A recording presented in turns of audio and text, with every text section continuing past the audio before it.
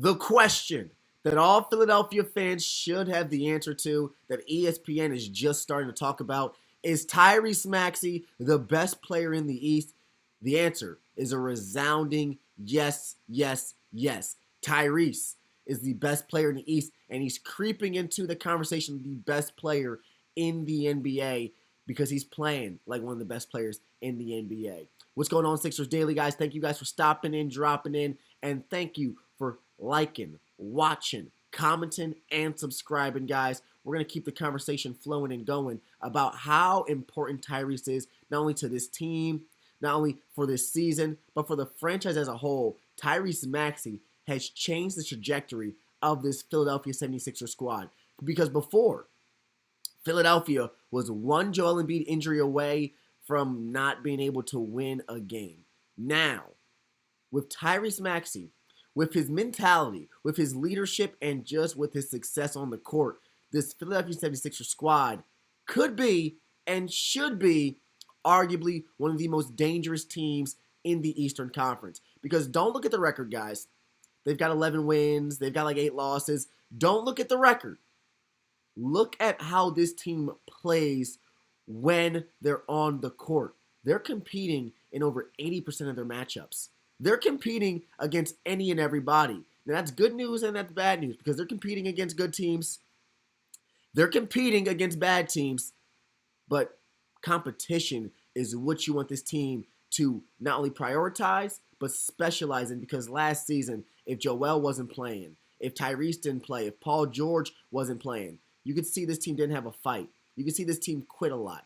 And you could see this team didn't compete much at all. So is Tyrese Maxey the best player in the East? Not only is he the best because of his usage, because of the numbers, but the mentality that he's bringing to this team. To be the best, guys, you got to lead the rest. And one thing Tyrese Maxey has taken on his shoulders, that's being the leader for this squad. And you can ask the players in the locker room. They believe they have not only one of the best leaders, but one of the best players in Tyrese Maxey. Jared McCain, when speaking on Tyrese Maxey as a leader, says, I think his leadership has taken the biggest jump. I feel like when you're playing and you're a great player like he is, when you're able to not focus so much on yourself and being able to lead us, focus a lot of energy on us, I think your game can get better. And I want to note one thing. Jared McCain has only been in this league for 2 seasons. Any leader, any great player, any specialized player like Kevin Durant, like Kyrie Irving, these guys who have been known to be all-stars, guaranteed to be Hall of Famers, and have been looked at as some of the best players in the league currently, they don't have the best leading qualities. I mean, let's be honest, guys. Kevin Durant and Kyrie Irving, if you want them to lead a team and be the vocal, spiritual, mental, and physical embodiment of what you want a great player to be for your squad and how all players should exemplify themselves, history has shown us, guys, that all great players aren't great leaders. And all great players lead teams in different ways. LeBron James is known to be a more vocal, jovial, laughing type leader. Dwight Howard, when he was a leader, was just a playful, class clown, but dominant type leader. Joel Embiid, who some have said has never really had the leadership qualities as a whole.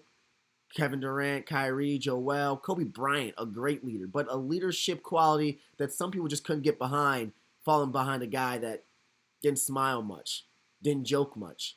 Tyrese Maxey is not only a great player because of what he does on the court, but off the court, he's a leader that players can get behind. Not just the young guys, but the veterans as well. Paul George, a former All-Star, who's played with some of the best players in NBA history. Kawhi Leonard, Russell Westbrook, James Harden. Just to name a few, Paul George has played with them. Paul George has gotten to know some of the other greats like Chris Paul, like LeBron James. He's been in the locker room with them. And Tyrese Maxey is inspiring him on a night-in, night-out basis. Paul George, when speaking on how inspiring Tyrese Maxey's play has been, he goes, when he's out there, I play for him. I do everything I can to make the game easier for him. He's our guy. It's inspiring. Me as a vet, it's inspiring for a guy to consistently do it. And this is why I think Tyrese Maxey is the best player in the East because he's not doing it here and there. He's not picking his spots, deciding when to take his shots. Tyrese Maxey is going full throttle, 100% each and every game. Similarly to the way Russell Westbrook was putting his head down and going straight to the basket when his MVP triple-double seasons, Tyrese Maxey is giving that night in and night out effort, similarly to a Derrick Rose, to a Russell Westbrook, to the relentlessness of these young up-and-coming guys who had a lot to prove. That is how Tyrese Maxey is moving this season, and Paul George is believing in it. Jared McCain's believing in it. Joel Embiid's believing in it. I also want to go back to another part of Jared McCain's quote when he was speaking on Tyrese Maxey's leadership and how it has impacted him.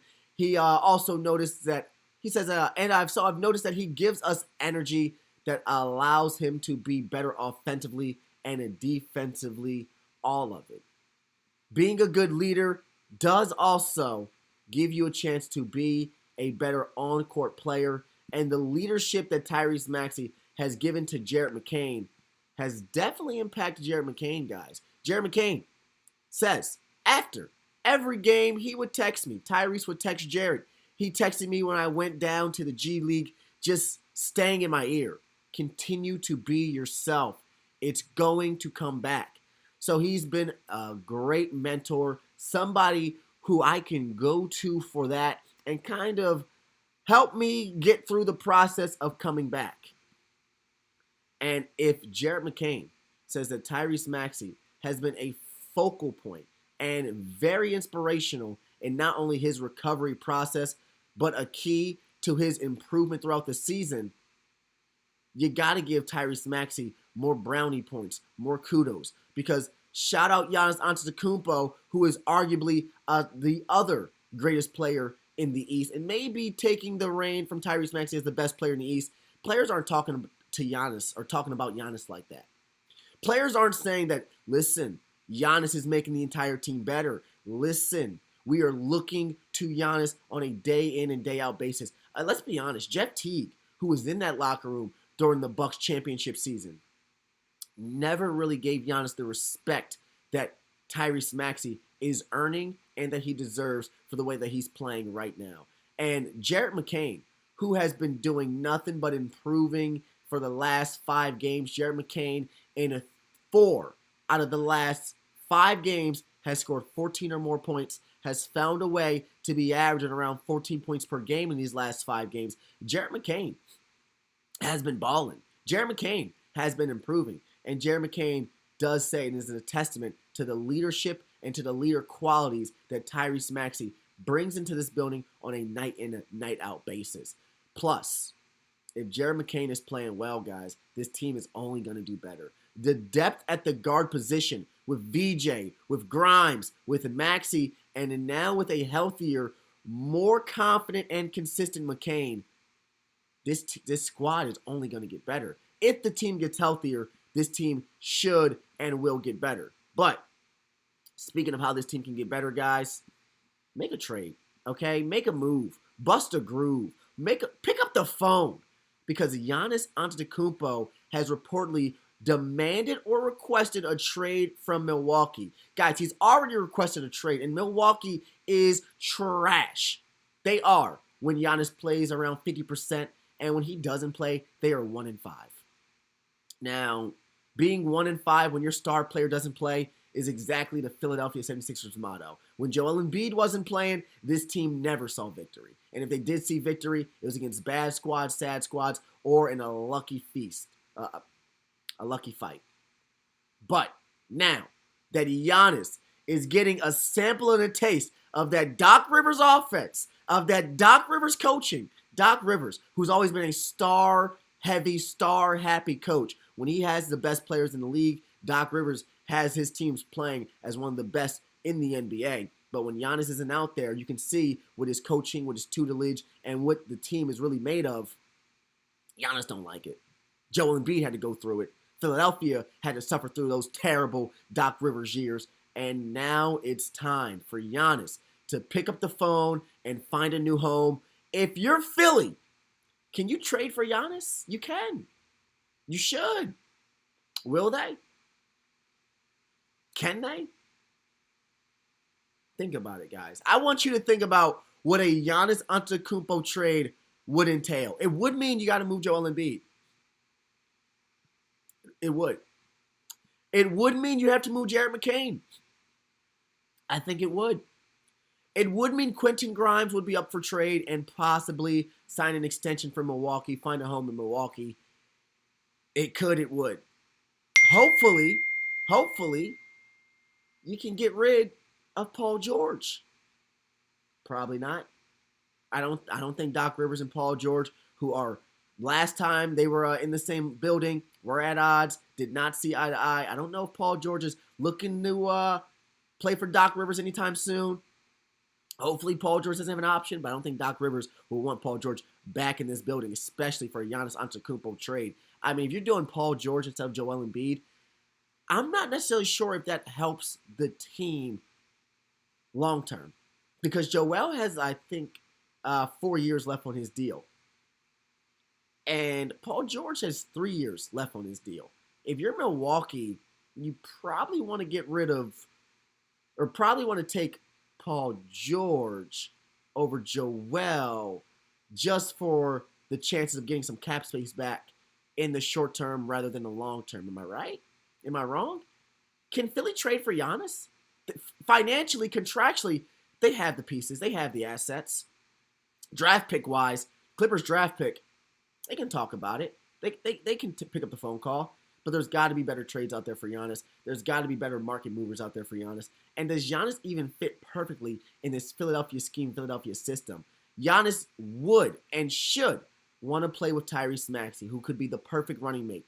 They would have the 3-level scoring on offense that you need. Giannis putting so much pressure on the rim. Unstoppable, undeniable. Tyrese Maxey scoring 30 points whenever he needs 30 points. It would be a match made from heaven, or it could be a trade cooked up from hell. Because if it doesn't work, guys, and it doesn't go well, we're going to be saying Daryl's got to go. Nick Nurse, you already know.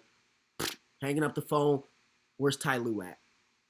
I would always love to see Ty Lue get a second chance on a team that's going to be healthy, that's going to be there, and players that are going to take his coaching and knowledge and not combat it the way Kawhi, the way Chris Paul, the way Paul George have not seen eye to eye with Ty Lue. I would love Ty Lue to come to Philadelphia with a Giannis. We can figure it out, guys. Like, comment, and subscribe. I'm cooking up the trades. I'm cooking up a potential new Philadelphia look. But Giannis, now that he wants out of Milwaukee, could he come to Philadelphia? I want you guys to talk about it, guys, because those comments have been a buzzing. And come next episode, we're going to talk about all the crazy trades and all the crazy acquisitions the comments have been talking about. I've been seeing Zion rumors. I've been seeing AD rumors. Larry Markkanen's rumors are always going to be there. But now add Giannis Antetokounmpo to the rumor mill of Philadelphia. Like, comment, and subscribe, guys, because we got you with another episode, another pod tomorrow.